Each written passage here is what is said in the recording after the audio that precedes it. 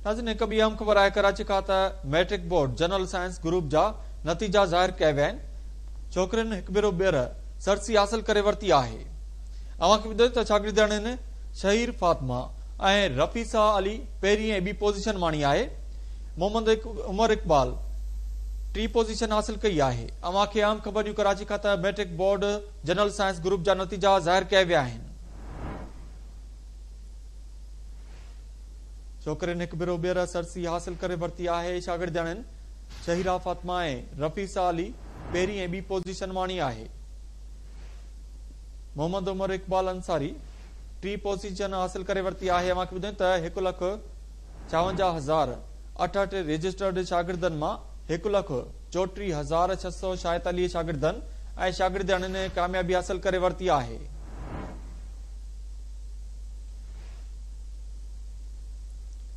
एक 21,302 शागिर्द इम्तिहान पास करण में नाकाम बणिजी विया आहिनि। अव्हांखे ॿुधायूं त मैट्रिक साइंस ग्रुप जे ग्रेड में 33,967, ए ग्रेड में 45,080 शागिर्दनि ऐं शागिर्दनि कामयाबी माणी आहे।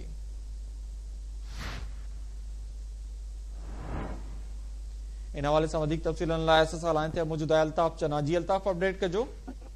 जी बिल्कुल Rabel, Karachi matric board general science group जा नतीजा सभ खां पहिरियां KTN न्यूज़ हथ करे वरिता आहिनि। तव्हांखे ॿुधाईंदो हलां त 1,54,068 रजिस्टर शागिर्दनि मां 1,46,646 शागिर्दनि ऐं शागिर्दाणियुनि कामयाबी हासिल करे वरिती आहे। 21,302 शागिर्द इम्तिहान पास करण में नाकाम थिया आहिनि, जॾहिं त 86.30% शागिर्दनि खे फतह नसीब थी आहे। A1 ग्रेड में न्याणियूं जेको आहे उन्हनि मैदान मारे वरितो आहे। कराची जूं 2 शागिर्दाणियूं शमीरा फातिमा ऐं रफ़ीसा अली टॉप 3 पोज़ीशन में ऐं पहिरीं ऐं ॿी पोज़ीशन हासिल करे वरिती आहे, जॾहिं त नौजवान मोहम्मद उमर इकबाल अंसारी 3 पोज़ीशन हासिल करे वरिती आहे। मैट्रिक साइंस ग्रुप जे A1 ग्रेड में 33,967 ऐं A ग्रेड में 45,080 शागिर्दनि ऐं शागिर्दाणियुनि कामयाबी माणे वरिती आहे।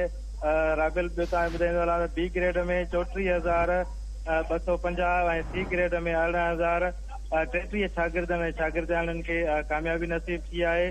3,037 शागिर्दनि खे D ग्रेड नसीब थियो आहे ऐं उन्हनि मां 16 मां 13 जेको आहे सो छोकिरा ऐं 3 जेके छोकिरियूं आहिनि उहे जेको आहे सो ग्रेड C में जेको आहे पास थियो आहिनि। अहिड़ी तरह टोटल 1,52,068 शागिर्द मां 1,34,646 शागिर्दनि ऐं शागिर्दाणियुनि नसीब थी आहे। कराची मैट्रिक बोर्ड जे वक़्ती कंट्रोलर इम्तिहानात इमरान तारिक जी सही सां जेके आहिनि इहे नतीजा जारी कया विया आहिनि। मैट्रिक बोर्ड कराची पारां जनरल साइंस 2023 3 क्लास जेके नतीजनि वारी तकरीब में secretary university and board Noor Ahmed Samo, chairman intermediate Karachi Naseem Memon ऐं chairman matric board Syed Sharaf Ali Shah ऐं ॿिया जेको आहे सो उहे हिन तकरीब में मौजूद हुया ऐं उन्हनि खिताब बि कयो। ऐं ॿियो तव्हांखे ॿुधाईंदो हलां त जनरल ग्रुप रेगुलर ऐं जेको आहे प्राइवेट साल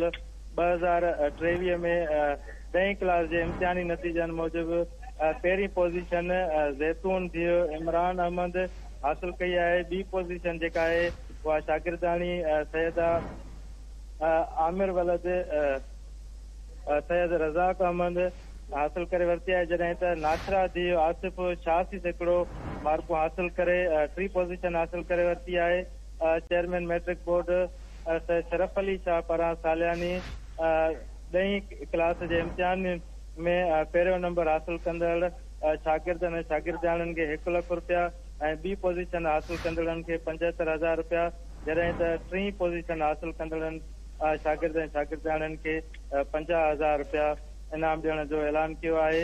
हिन इम्तिहानी नतीजनि 2023 में सभ खां वधीक जेको आहे सो न्याणियुनि मैदान मारे वरितो आहे ऐं अॼु जेको आहे सो जनरल ऐं जनरल ग्रुप जा जेके नतीजा हुया उहे अॻु में जेको आहे सो जारी कया विया ऐं ही अॼु जेको आहे सो साइंस जनरल जा जेके 2023 जा नतीजा पधिरा कया विया, जंहिंमें अॼु chairman matric board Sharaf Ali Shah नतीजनि जो ऐलान कयो। जी वॾी महिरबानी अपडेट करण लाइ अल्ताफ़ चन्हा।